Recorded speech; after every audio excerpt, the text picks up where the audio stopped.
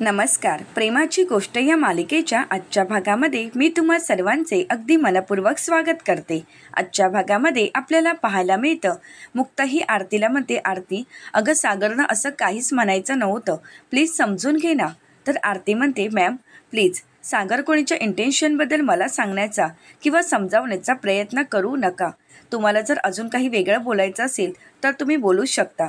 तर मुक्ता म्हणते, ठीक आहे आरती, मी जे काही बोलत आहे ते फक्त लक्ष देऊन ऐक आणि एकदा विचार कर.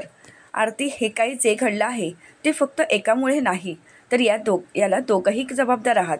तू आणि लकी. हे कोणाच्या एकाच्या संमतीने घडलेलं नाही, त्यासाठी तुम्हा दोघांची संमती होती आणि त्या संमतीचमुळे हे सगळं काही घडलं आहे. मग आरती, तू यामध्ये फक्त लकीची चूक नाही दाखवू शकत आणि म्हणूनच मला वाटत आहे की तू आणि लकीने लग्न करावं, कारण पुढे जाऊन तुला बाळ होणार आहे. त्या बाळाला एक चांगले वडील आणि एक चांगलं कुटुंब मिळावं असंच मला वाटत आहे. तर आता आरती मुक्ताचं काही ऐकून न घेता मुक्ताला म्हणते, मॅम तुम्ही सरळ सरळ सांगा ना, तुम्हाला हेच बोलायचं आहे ना की ही केस मागे घे म्हणून. परंतु मॅम नाही, मी ही केस मागे घेणार नाही. आता हे ऐकल्यानंतर मुक्ताला धक्काच बसतो. मुक्ता विचारते, आरती? तर आरती म्हणते की हो मॅम, कारण मला माहीत आहे मी ही केस टाकल्यामुळेच तुम्ही आता लग्नाचा विषय वर काढत आहात. परंतु मला सांगा, लकीला माझ्यासोबत लग्नच करायचं नाही आहे, तर मग तुम्ही मारून त्याच्यावर दबाव टाकून त्याने माझ्याशी लग्न करण्यात काय अर्थ आहे? यापेक्षा मलाच असं वाटत आहे की हे लग्न नकोच. त्यापेक्षा त्याने माझ्यासोबत जे काही केलं आहे, तो माझ्याशी जशा पद्धतीने वागला आहे त्याची शिक्षा तर त्याला व्हायलाच हवी. आणि त्यामुळे काही झालं तरी ही केस मी मागे घेणार नाही. आता आरतीचा तो निर्णय ऐकून मुक्ताला धक्काच बसतो. मुक्ता ही आरतीला म्हणते, आरती अगं प्लीज समजून घे, असं काहीच नाही. घरातील सर्वांनाच सागरने लग्नासाठी तयार केलं आहे आणि लकीही तयार आहे. मग तू असं का वागत आहेस? आरती म्हणते, मला असं लग्नच मान्य नाही, त्यामुळे मी हे लग्न करणार नाही आणि मी त्याला शिक्षा दिल्याशिवाय सोडणार नाही. त्यामुळे प्लीज मॅम या विषयावर माझ्याशी बोलू नका. मॅम मी तुमचा रिस्पेक्ट करते आणि म्हणूनच प्लीज मला काही बोलायला लावू नका. तर मुक्ताही समजावण्याचा प्रयत्न करते, परंतु आरती काही ऐकून घेण्याच्या मनस्थितीत नसते. तर मुक्ताही आरतीला म्हणते, आरती मला माहीत आहे तुझी चिडचिड होत आहे, तू ऐकून घेण्याच्या मनस्थितीत नाहीस, परंतु आरती तू एकदा विचार कर आणि मग तू हा निर्णय घे. तर आरती म्हणते, मॅम तुम्ही मला कितीही समजावण्याचा प्रयत्न केला, कितीही काही सांगण्याचा प्रयत्न केला, तरीसुद्धा माझ्या निर्णयामध्ये बदल होणार नाही आणि मी केस मागे घेणार नाही. आता मात्र मुक्ताला काहीच बोलता येत नाही. मुक्ता आरतीला म्हणते, ठीक आहे काळजी घे, असं म्हणत मुक्ता तिथून निघून जाते. तर दुसरीकडे पाहायला मिळतं, आता सागरला वकील साहेबांचा फोन आलेला असतो. सागर म्हणतो, बोला वकील साहेब. तर वकील साहेब सागरला म्हणतात, मी तुम्ही सांगितल्याप्रमाणे तुमच्या आईशी बोललो आहे, माझं बोलणं झालं आहे, परंतु मला असं वाटत आहे की हे सगळं काही कंडिशन खूप क्रिटिकल आहे आणि यातून बाहेर पडणंही खूप मुश्किल आहे. तर सागर म्हणतो, परंतु यातून बाहेर पडण्यासाठी काही मार्ग तर असेलच ना? तर आता वकील साहेब सागरला म्हणतात की हो, मार्ग तर आहे. त्या मुलीची समजूत काढणं, त्या मुलीची समजूत काढून ही केस मागे घ्यायला लावणं हा एकमेव मार्ग आहे. तर सागर म्हणतो, परंतु? तर वकील साहेब म्हणतात की हो, या व्यतिरिक्त दुसरा मार्ग नाही. जर त्या मुलीने ही केस मागे घेतली तरच यातून लकीची सुटका होऊ शकते, नाहीतर आजकाल आपण काहीच करू शकत नाही. कारण शेवटी काहीही झालं तरी कायदा हा महिलांच्याच बाजूने असतो आणि कायदा महिलांचीच साथ देणार. त्यामुळे आपण कितीही काही प्रयत्न केले तरी आपली यातून सुटका होणं खूप कठीण आहे. तर सागर म्हणतो, हो ठीक आहे, परंतु? तर सागरला ते म्हणतात, हो मला माहीत आहे की यामध्ये लकीची कुठेही बदनामी होणार नाही, याची काळजी घ्यायची आहे. तर सागर म्हणतो, नाही, यामध्ये त्या मुलीची काही बदनामी होणार नाही याची काळजी घ्यायची आहे. कारण काही झालं तरी हे प्रकरण प्रेसपर्यंत पोहोचायला नको. कारण जर उद्या प्रेसपर्यंत हे प्रकरण पोहोचलं तर यामध्ये लकीची नाही तर त्या मुलीची बदनामी होणार आहे. आणि कायदा जरी जसा मुलींच्या बाजूने असतो तसाच बदनामीसुद्धा मुलींचीच होते. आणि कितीही काही बोललं, कितीही दुसऱ्याची चूक असली तरीसुद्धा त्याला जबाबदार मुलींनाच ठरलं जातं. आता हे सगळं काही ऐकल्यानंतर वकील साहेब म्हणतात की हो सर, तुम्ही जसं सांगत आहात तसंच मी करणार आहे. आता सागरच्या मनाबद्दल असणारा मुलींचा आदर पाहून वकील साहेबांनाही सागरचा अभिमान वाटत असतो. तर सागर म्हणतो, चालेल मी फोन ठेवतो, असं म्हणत आता सागर फोन ठेवतो. परंतु लकीने केलेल्या सगळ्या गोष्टीचा सागरला खूप त्रास होत असतो. सागर म्हणतो, लकी तू हे काय केलेस? आज तू जे काही केलेस त्यामुळे किती मनस्ताप सहन करावा लागत आहे हे तुला नाही कळणार. आता या सगळ्यातून कसा मार्ग काढावा हे सागरलाच कळत नसतं. तर दुसरीकडे पाहायला मिळतं घरातील सर्वांच्या मनात तोच विचार चालू असतो की आता पुढे काय करायचं. लकीला तर काय करावं काही सुचत नसतं. त्याचवेळी तिथे सागर येतो. आता सागर रूममध्ये निघून जात असतो. इंद्राताई सागरला थांबवतात आणि म्हणतात, सागर अरे बोल ना. परंतु सागर काहीच बोलत नाही. इंद्राताई सागरला म्हणतात, सागर अरे तू असं नको वागूस. मला माहीत आहे तू मगाशी खूप चिडला होतास, तुला राग आला होता आणि रागानेच तू निघून गेला होतास ना. परंतु सागर अरे तुझ्या लहान भावाजवळ अशी पाठ नको फिरवूस. अरे आता त्याला तुझ्या आदराची गरज आहे. तो बघ किती खचून गेला आहे. त्याचा हात नको सोडूस. मी वकील साहेबांशी बोलले आहे, परंतु त्यांनी तर मला नीट उत्तरच दिलं नाहीये. सागर अरे तू तरी बोलून बघ ना त्यांच्याशी एकदा. परंतु सागर इंद्राताईंशी काहीच बोलत नाही. इंद्राताई सागरला म्हणतात, सागऱ्या अरे आईचं नाही का रे ऐकणार. अरे आज लकीची ती अवस्था पाहवत नाही आहे रे मला. एक आई आहे, मग एक आई आपल्या मुलांची अशी अवस्था नाही पाहू शकत. ना तुझी पाहू शकत ना त्या लकीची. अरे लकी चुकलाय मला माहीत आहे, परंतु यापुढे लकी चुकणार नाही. पर एकदा त्याची साथ दे, हात नको त्याचा सोडूस. इंद्राताई सागरला समजावण्याचा प्रयत्न करतात, परंतु सागर या सगळ्यापासून लांब राहण्याचा प्रयत्न करत असतो. तर त्याचवेळी आता मुक्ता येते. इंद्राताई मुक्ताला विचारतात, बाय तू तरी काही चांगली बातमी आणली आहेस का गं. काय म्हणाली ती आरतीशी तू बोलली आहेस का. तर मुक्ता म्हणते की हो, मी बोलण्याचा प्रयत्न केला, तिला समजावण्याचा प्रयत्न केला, परंतु ती केस मागे घेईल असं मलाही वाटत नाही. आता हे ऐकून घरातील सर्वांनाच धक्का बसतो, परंतु सावनीला मात्र आनंद झालेला असतो. मुक्ता म्हणते, मी केस मागे घेण्यासाठी तिच्याशी खूप बोलण्याचा प्रयत्न केला, परंतु ती केस मागे घ्यायला तयारच नाही. तर आता सावनी मनाशीच म्हणते की आणि मी तिला ती केस मागे घेऊ देणारही नाही. आता आरतीचा हा निर्णय ऐकून घरातील सर्वांनाच खूप टेन्शन आलेलं असतं. यातून मार्ग कसा काढावा हे कोणालाच कळत नसतं. तर आता सागरची खूप चिडचिड होते. सागर लकीला म्हणतो, झालं असेल ना तुझ्या मनासारखं. अरे आता तर मला वाटत आहे की ती मुलगी जे करत आहे ना तेच योग्य आहे, कारण तुझ्यासारख्या मुलाला अशी शिक्षा होणं योग्य आहे. आणि तू तर आता ती मुलगी केस मागे घ्यायला तयार नाही आणि यातून तर तू काही सुटणार नाहीच आहेस. त्यापेक्षा आता जेलमध्ये जाऊन स्वतःच्या कर्माची शिक्षा भोगायला तयार राहा. आता लकी म्हणतो, दादूस प्लीज माझं ऐकून तरी घे. सागर म्हणतो, काय ऐकून घ्यायचं आहे. जेव्हा मी तुला समजावण्याचा प्रयत्न केला, आत्तापर्यंत इतक्या वेळा चुका केल्यास, प्रत्येक वेळी तुला त्या चुकातून मी मार्ग दाखवला, प्रत्येक वेळी त्या चुकांमधून मी तुला बाहेर काढलं, परंतु आता तू एवढी मोठी चूक केली आहेस की त्यातून मी तुला मदत करेन, मी तुला बाहेर काढेन अशी अपेक्षाच ठेवू नकोस. त्यामुळे यापुढे मी तुला मदत करणार नाही. भोग आता तुझ्या कर्माची फळं आणि जा जेलमध्ये, असं म्हणत सागर तिथून निघून जातो. आता मात्र इंद्राताई पूर्णपणे कोसळतात. सागरने सोडलेली साथ पाहून इंद्राताईंना काय करावं काहीच कळत नाही. इंद्राताई स्वतःलाच मारत असतात. स्वतःच्या डोक्यावर हात मारत म्हणतात, हे काय होऊन बसलं आहे. आज सागरच बोलत आहे की लकीला जेलमध्ये जा म्हणून. आता लकीला माझ्या कोण वाचवणार आहे. लकी या सगळ्यातून कसा बाहेर पडणार आहे. मुक्ता म्हणते, मम्मी तुम्ही टेन्शन घेऊ नका, तुम्ही काळजी करू नका, मी आहे ना, मी नक्कीच यातून मार्ग काढेन. इंद्राताई म्हणतात, अगं सागरानेच पाठ फिरवली आहे, तर तू काय मार्ग काढणार आहे सांग ना. तर मुक्ता म्हणते, मम्मी तुम्ही काळजी करू नका, मी आहे ना. तर इंद्राताई म्हणतात, तू काय मार्ग काढणार आहेस गं, तू काही करणार आहेस का. तर आता सावनीही अजून आग भडकवण्याचा प्रयत्न करत म्हणते, हो ना, हे सगळं काही मुक्ता तुझ्याचमुळे झालं आहे आणि आज म्हणते की या सगळ्यातून मार्ग काढणार आहे. तुम्हा सगळ्यांच्या मनात असताना मुक्ता मुक्ता मुक्ता, मग आज कळालं असेल की मुक्ता नक्की कशी आहे. तुम्हाला जर मदत करायची असते तर तिने सुरुवातीपासूनच केली असती, परंतु नाही, सुरुवातीपासून तिला त्या आरतीचीच बाजू घ्यायची होती ना. आता काय मार्ग काढणार आहेस मुक्ता, बोल ना. तर मुक्ता म्हणते, या सगळ्यातून एकच मार्ग आहे. आता सर्वजण मुक्ताकडे पाहत असतात, नक्की मुक्ता मार्ग काय सांगत आहे. तर आता मुक्ता ही लकीला म्हणते, लकी हे सगळं काही तुझ्याचमुळे घडलं आहे ना. हे सगळं काही घडत असताना तू आणि आरती दोघांच्या संमतीने घडलं आहे. मग लकी आता तुलाच आरतीशी बोलावं लागेल. लकी अरे मी आरतीशी बोलण्याचा प्रयत्न केला, तिला म्हणाले केस मागे घे, परंतु ती केस मागे घ्यायला तयार नाही. सागरही तिच्याशी बोलले आहेत, परंतु लकी तू शेवटचा कधी बोललायस तिच्याशी. तिला पैसे दिलेस तेव्हाच ना. तिला पैसे देऊन हे मूल अबॉर्ट करण्यासाठी तू सांगत होतास. त्यानंतर तू आरतीशी बोलण्याचा प्रयत्न केलायस का लकी. तर लकी नकार देतो. मुक्ता म्हणते, मग लकी आता तुला तिच्याशी बोलावं लागेल, तिला भेटावं लागेल आणि तिला म्हणावं लागेल, आरती मी तुझा आणि आपल्या बाळाचा स्वीकार करेन, आपल्या बाळाचा. लकी प्रत्येक वेळी आरतीचं मूल असं तू नाही बोलू शकत, कारण ते बाळ तुम्हा दोघांचं आहे. त्यामुळे आरतीशी लग्न करण्याव्यतिरिक्त तुझ्याकडे दुसरा पर्याय नाही, कारण आता तुझ्याजवळ चॉईस नाही लकी. आता लकी विचार करू लागतो. तर मुक्ता म्हणते, लकी आता विचार करण्यात काहीच अर्थ नाही. जेव्हा विचार करायला हवा होता तेव्हा तू तर विचार केलाच नाहीस, या सगळ्यामध्ये वाहवत गेलायस. आणि आता कसला विचार करतोयस लकी? लकी विचार करण्याची वेळ निघून गेली आहे. आणि त्यामुळेच लकी आता काहीही झालं तरी तुला आरतीचा आणि तुझ्या बाळाचा स्वीकार तर करावाच लागणार आहे लकी. कारण जे काही घडत आहे ते योग्य नाही.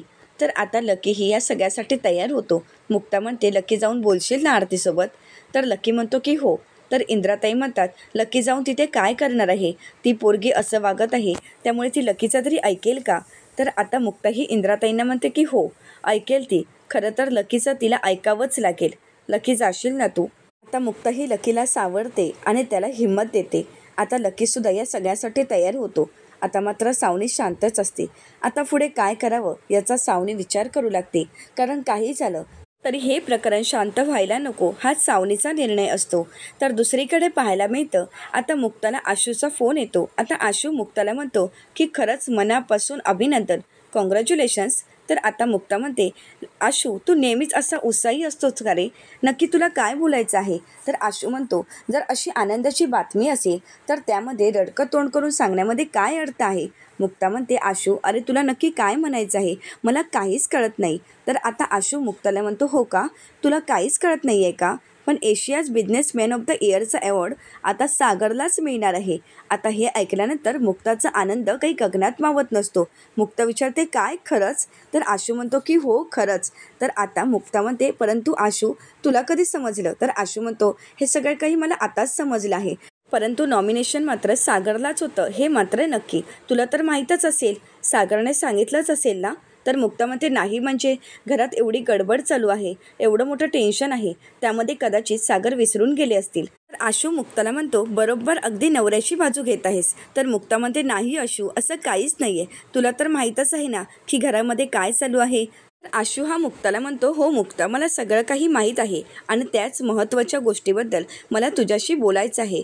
मुक्ता, सागरला हा अवॉर्ड मिळणारच आहे, परंतु काही झालं तर यासाठी तुला काळजी तर घ्यावीच लागणार आहे. कारण हे प्रकरण जर प्रेसपर्यंत पोहोचलं तर मात्र सागरच्या हातून अवॉर्ड पुन्हा एकदा मागे घेतला जाईल आणि त्यामुळे आपल्याला काही करून या सगळ्याची काळजी घ्यावीच लागणार आहे. काही झालं तरी हे प्रकरण प्रेसपर्यंत पोहोचायला नको. कारण जितकी आरतीची बदनामी होणार आहे, जितकी लकीची बदनामी होणार आहे, त्यापेक्षा जास्त बदनामी ही सागरचीच होणार आहे. त्याच्या बिझनेसवर परिणाम होणार आहे आणि असं व्हायला नको. मला तरी असं वाटत आहे की सागरसारखा मेहनती आणि कष्टाळू बिझनेसमॅन त्याच्या बाबतीत असं काहीही घडायला नको. कारण हा अवॉर्ड मिळण्यासाठी फक्त सागरच पात्र आहे आणि तो अवॉर्ड सागरलाच मिळावं असं अगदी मनापासून मला वाटत आहे. त्यासाठी मुक्ता, काही झालं तरी हे प्रकरण आपल्याला लवकरात लवकर संपवावं लागेल. तर मुक्ता म्हणते, हो आशू तू काळजी करू नकोस, लवकरात लवकर हे प्रकरण संपणार आणि हे प्रकरण प्रेसपर्यंत पोचणार नाही याची मी पूर्ण काळजी घेणार आहे. आणि मला खात्री आहे की लकी या लग्नासाठी तयार होईल, लकी त्या मुलाची जबाबदारीही स्वीकारायला तयार होईल, त्यामुळे हे प्रकरण लवकरच संपेल. तर आशू म्हणतो की तसं झालं तर अगदीच योग्य आहे. आता आशूसोबत बोलून झाल्यानंतर मुक्ता फोन ठेवते आणि मनाशीच सागरचं कौतुक करत म्हणते, सागर खरंच तुम्ही खूप ग्रेट आहात. सागर तुम्ही ग्रेट तर आहातच, परंतु फक्त माझे आहात. कारण सागर तुम्ही जसे आहात तसेच मला आवडता. आजपर्यंत तुमच्या कामगिरीबद्दल काय बोलावं मला काहीच कळत नाही. खरं तर तुमचं अगदी मनापासून अभिनंदन. असं म्हणत आता मुक्ताही एक बुके ऑर्डर करते. आता सागर येताच मुक्ताही सागरचं अभिनंदन करत म्हणते, कॉंग्रॅच्युलेशन्स असं म्हणत ती सागरचं बुके देऊनच स्वागत करते आणि अभिनंदनही करते. आता सागरलाही मुक्ताने आपलं अभिनंदन केल्यावर खूप आनंद झालेला असतो. आता सागर मुक्ताला विचारतो, हे तुम्हाला कोणी सांगितलं? मिहीरचा फोन आला होता का? तर मुक्ता म्हणते, नाही मिहीरचा फोन वगैरे नाही आला होता. तर मला हे सगळं काही आशूनेच सांगितलं आहे. आशूकडूनच मला कळालं आहे की तुम्हाला हा अवॉर्ड मिळाला आहे. परंतु सागर नॉमिनेशन तर तुम्हालाच मिळालं होतं ना, मग तुम्ही मला का नाही सांगितलं? ठीक आहे, काही गडबडीमध्ये सांगता आलं नसेल, परंतु सागर ह्या अवॉर्डचा तर तुम्हाला कळालंच असेल ना ऑफिसमध्ये, मग तुम्ही दुपारी फोन करून मला का नाही सांगितलं? सागर ही बातमी जर मला तुमच्याकडून कळाली असती तर मला अजून जास्त आनंद झाला असता. खरंच सागर. तर सागर म्हणतो, आता बातमी कोणाकडून का मिळेना, परंतु बातमी तर मिळालीच आहे ना. तर मुक्ता म्हणते, हो सागर, परंतु सागर तुम्ही काळजी करू नका. मला माहीत आहे तुम्हाला टेन्शन आहे, परंतु लकीच्या या प्रकरणातून आपण लवकर बाहेर पडणार आहोत. तर सागर म्हणतो की हो, माझी खात्री आहे तुम्ही आणि तुमचा तो मित्र सगळं काही नीट करणार आहात. असं म्हणत सागर तिथून निघून जातो. आता सागरची अशी उदासीनता पाहून मुक्ता मनाशीच म्हणते, सागर असं का वागत आहेत? कदाचित लकीच्या टेन्शनमुळे वागत असतील का? आता मात्र मुक्ताचा गैरसमज झालेला असतो. मुक्ताला वाटत असतं की लकीच्या या टेन्शनमुळेच सागर आपल्याशी कदाचित असं वागत असतील. तर आता मुक्ता मनाशीच म्हणते, परंतु सागर तुम्ही काळजी करू नका, कारण काही झालं तरी मी तुम्हाला कधीही एकटं सोडणार नाही. मी तुमच्यासोबत कायमच आहे, तुमच्या पावलावर पाऊल ठेवत, तुमच्या सोबतीने आणि कायम तुमच्यासोबतच असणार सागर. काही झालं तरी मी तुमची कधीही साथ सोडणार नाही. तुमच्या आनंदाच्या काळात, तुमच्या संकटाच्या काळातही मी तुमच्या सोबतच असणार आहे. तुमचा हात मी कधीही सोडणार नाही सागर. हे मी तुम्हाला दिलेलं वचन आहे सागर. सागर तुमच्याशिवाय जीवन जगणं हे मी इमॅजिनही करू शकत नाही सागर. तुम्ही म्हणजे माझं सर्वस्व आहात सागर. असं म्हणत आता मुक्ता आपल्या कामासाठी निघून जाते. तर दुसरीकडे पाहायला मिळतं आता हर्षवर्धनला मात्र धक्काच बसतो. कारण हा अवॉर्ड सागरला मिळाला हे समजल्यानंतर हर्षवर्धनच्या पायाखालची जमीनच सरकते. हर्षवर्धन म्हणतो, नाही, असं होणं शक्यच नाही. आशय देशपांडे असं करणं शक्यच नाही आहे आणि हा अवॉर्ड सागरला कसा काय मिळू शकतो? आता हे सगळं काही मिहिकाने ऐकलेलं असतं. आता मिहिकाला मात्र खूप आनंद झालेला असतो. मिहिका मनाशीच म्हणते, अच्छा असं घडलं आहे, तर म्हणजे हा अवॉर्ड याला मिळायला हवा होता, परंतु यांना तो मिळालाच नाही आहे. तो अवॉर्ड सागर चिचूंना मिळाला आहे. आता मात्र ह्यांच्याशी बोलावंच लागेल. तर इकडे हर्षवर्धन फोनवर बोलत म्हणतो, असं होऊच शकत नाही, कारण आशय देशपांडे यांना मी कन्व्हिन्स केलं होतं. खरं तर एक डील मला मिळावं यासाठी मी आशय देशपांडे यांना महागडी स्कॉचही पाठवली होती. आता हे सगळं काही ऐकल्यानंतर मिहिकाला धक्काच बसतो. हर्षवर्धन पुढे बोलू लागतो की खरं तर आशय देशपांडे हा माझ्या बाजूने होता, मग अचानक त्याने सागरची बाजू कशी काय घेतली असावी? नाही, हे कधीच शक्य होणार नाही. सागरने अशी काय जादू केली की ज्यामुळे आशय देशपांडेने सागरचंच नाव पुढे केलं आहे? परंतु हा अवॉर्ड मला मिळावा यासाठी मी खूप प्रयत्न केले आहेत. काही झालं तरी हा अवॉर्ड मलाच मिळायला हवा. परंतु त्याचवेळी हर्षवर्धनला समजतं की अवॉर्ड नक्की कोणाला मिळायला हवं हे डिक्लेअरही झालेलं असतं. तर हर्षवर्धन विचारतो, काय अवॉर्ड कोणाला मिळणार हे डिक्लेअरही झालं आहे? तर आता मात्र हर्षवर्धनला खूप राग येत असतो, परंतु मिहिकाला मात्र खूप आनंद झालेला असतो. हर्षवर्धन रागानेच फोन कट करतो. तर आता मिहिका म्हणते, काय झालं हर्षवर्धन, तुम्ही एवढे नाराज का दिसत आहात? काही घडलं आहे का? म्हणजे तुम्हाला जो अवॉर्ड हवा होता तो अवॉर्ड सागर चिचूंना मिळाला आहे. हर्षवर्धन, काय हे असं कसं होऊ शकतं? आणि खरंच मला तरी वाटलं होतं की तुम्हाला हा अवॉर्ड मिळेल, परंतु नाही ना, तुम्हाला तर मिळालाच नाही. हर्ष, तुम्हाला माहीत आहे का? अहो, तुम्ही घेतलेली मला महागडी साडी ती तर बाजूला काढून ठेवली होती. मला वाटलं होतं की अशाच कुठल्या तरी फंक्शनसाठी मिळेल, परंतु मला नाही वाटत की या घरात ती साडी मला कधी नेसायला मिळेल. कसं आहे ना, काही लोकांच्या नशिबातच ती गोष्टच नाही तर ती मिळणार कशी? हर्षवर्धन, कसं असतं की एखाद्याच्या आयुष्यातील, एखाद्याच्या नशिबातील गोष्ट जर ओरबाडून घेतली तर ती कधीही लाभत नाही आणि ती लाभणारही नाही. आणि तशीच परिस्थिती तुमचीही झाली आहे. तुम्हाला माहीत आहे का हे कोण म्हणतं? अहो, माझी मावशी, मधुमावशी, मुक्ताताईची आई. तर आता हर्षवर्धन म्हणतो, मुक्ता. आत्ता लक्षात येत आहे, मुक्ताचाच बालपणीचा मित्र आशय देशपांडे, आणि म्हणूनच हे सगळं काही घडत आहे. तर आता मिहिका म्हणते, आशुदादामुळे घडत आहे. तर आता हर्षवर्धन म्हणतो की हो, आशय देशपांडे हा मुक्ताचा बालपणीचा मित्र आणि कदाचित मुक्तानेच कन्व्हिन्स केलं असावं की हा अवॉर्ड सागरला मिळावा आणि म्हणूनच आशय देशपांडे यांनी हा अवॉर्ड भीक म्हणून सागरला दिला असावा. आता मात्र मिहिकाला खूप राग येतो. मिहिका म्हणते, 1 मिनिट हर्षवर्धन, सागर चिचूंबद्दल मी काही ऐकून घेणार नाही, कारण आमचे सागर चिचू कसे आहेत ना हे मला चांगलंच माहीत आहे. सागर चिचूंनी हे सगळं काही मेहनतीने मिळवलं आहे, कारण कदाचित तुमच्यासारखीच व्यक्ती असा विचार करू शकते, सागर चिचू नाही. आणि सागर चिचू कसे आहेत हे तुम्हाला कधी कळणारही नाही, कारण तुमच्यासारखी व्यक्ती ते समजूही शकत नाही. असं म्हणत आता मिहिका रागानेच तिथून निघून जाते. दुसरीकडे पाहायला मिळतं इंद्राताई कोमलच्या केसांना तेल लावून देत असतात आणि लकी मात्र तिथे शांत बसलेला असतो. लकीला काय करावं काहीच कळत नसतं. तर आता इंद्राताई लकीला म्हणतात, तुझी ही झुलपं आहेत ना ती अगोदर काप. उगाच स्टाईल मारत फिरायची काही गरज नाही. स्टाईल मारत फिरतो आणि त्यानंतर पोरी मागे लागतात. आणि मग अशीही टेन्शन होऊन बसतात. तर लकी म्हणतो, मम्मी अगं टेन्शन तर मला आलं आहे. त्या आरतीने केस फाईल केली आहे आणि दादूस म्हणत आहे तो तर मला काही मदतच करणार नाही. मम्मी मला असं वाटत आहे की त्या आरतीसोबत लग्न करून जेलमध्ये जाणंच योग्य आहे, त्या पोलिसांच्या जेलमध्ये जाण्यापेक्षा. तर त्याचवेळी तिथे मुक्ता येते आणि मुक्ता, आदित्य, सई या सर्वांना आवाज देऊ लागते. तर आता इंद्राताई मुक्ताला विचारतात, आता तुझं काय आहे? तर आता मुक्ता म्हणते, हो सांगते असं म्हणत मुक्ता ही खूप खुश असते. आता सर्वजण एकत्र येतात. सर्वांना आनंदाची बातमी देत मुक्ता ही सागरला पुढे घेते आणि सर्वांनाच म्हणते की सागरना सर्वात मोठा अवॉर्ड मिळाला आहे. आता हे ऐकल्यानंतर सर्वांनाच खूप आनंद झालेला असतो. आता मुक्ता ही सर्वांना म्हणते, सागरला हा अवॉर्ड चाईल्ड झाला आहे. एशियन बिझनेसमॅन ऑफ द इयरचा यावर्षीचा अवॉर्ड आपल्या सागरना मिळाला आहे. आता मात्र घरातील सर्वांचाच आनंद काही गगनात मावत नसतो. आता सर्वजण खूप खुश असतात. मुक्तालाही खूप आनंद होतो. आता इंद्राताई आई एकविरीचे आभार मानू लागतात. तर सर्वजण सागरचं अभिनंदन करत असतात. आता सावनीही सागरचं अभिनंदन करते. तर त्यानंतर सागर इंद्राताईंचे आशीर्वाद घेतो. इंद्राताई म्हणतात, बघ माझा पोरगा बघा आणि तुम्ही सर्वजण बघा, दिवस रात्र मेहनत करतो आणि आपलं ध्येय गाठतो. आजपर्यंत सागरने जे काही केलं आहे त्या गोष्टीचा मला अभिमानच आहे. आणि यामध्ये मेहेरची साथ आणि सागरची मेहनत यामुळेच आजचा दिवस दिसत आहे. वर्षातून एकदा तरी सागरला एकतरी अवॉर्ड मिळतोच आणि या गोष्टीचा मला सार्थ अभिमान आहे. माझा मुलगा एवढं मोठं काम करत आहे आणि सागर अशीच प्रगती करत राहा. मी तुझ्यासोबत कायम आहे. माझे आशीर्वाद तुझ्यासोबत आहेत आणि मिहीरची साथ असल्यामुळेच हे सगळं काही घडत आहे. मिहीरची साथ तुला आहे. मिहीर लहान भावासारखा तुझ्या पाठीशी खंबीरपणे उभा आहे आणि चांगल्या माणसांची साथ जर आपल्याला मिळत असेल ना तर सगळं काही आयुष्यात चांगलंच होतं असं म्हणत आता इंद्राताई रागानेच लकीकडे पाहू लागतात.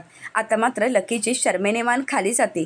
तर इंद्राताई आई एकविरेला प्रार्थना करत म्हणतात, आई एकविरे अशीच कायम माझ्या पोराच्या पाठीशी उभी राहा. सागर, आत्तापर्यंत तू जे काही केलंयस ना ते तुझ्या मेहनतीने केलंयस. अरे हा घराचा डोलारा, या कुटुंबाचा डोलारा तूच तर उभा केलायस. हे सगळं काही तू एकट्याने वैभव उभं केलंयस सागर, मला खरंच तुझा अगदी मनापासून अभिमान वाटतो. इंद्राताई सागरला म्हणतात, सागर तू म्हणजे या घराचा अभिमान आहेस, आमचा अभिमान आहेस सागर. असं म्हणत इंद्राताई सागरला जवळ घेतात. त्याच्या डोक्यावरून मायेने हात फिरवतात आणि त्याचं तोंड भरून कौतुक करू लागतात. सागरलाही खूप आनंद झालेला असतो.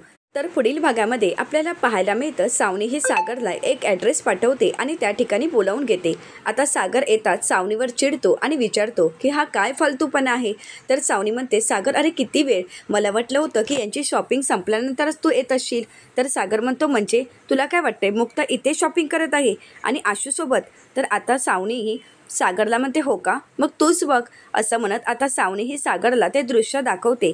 तर खरंच मुक्ता आणि आशू ज्वेलरीच्या शॉपमध्ये शॉपिंग करत असतात. आता हे पाहून मात्र सागरला धक्काच बसतो. सागर धक्क्यानेच आशू आणि मुक्ताकडे पाहू लागतो. तर त्यानंतर सावनी ही सागरला म्हणते, झाली का, खात्री पटली का? सागर, आता तरी तुला कळालं असेल ना की कुठलीच बाई तुझ्यासोबत खुश राहू शकत नाही. आता मात्र सागरला खूप वाईट वाटतं. सावनीचं बोलणं सागरच्या मनाला लागतं.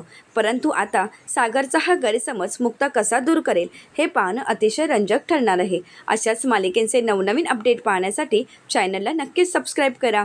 व्हिडिओ पाहिल्याबद्दल तुम्हा सर्वांचेच अगदी मनपूर्वक धन्यवाद.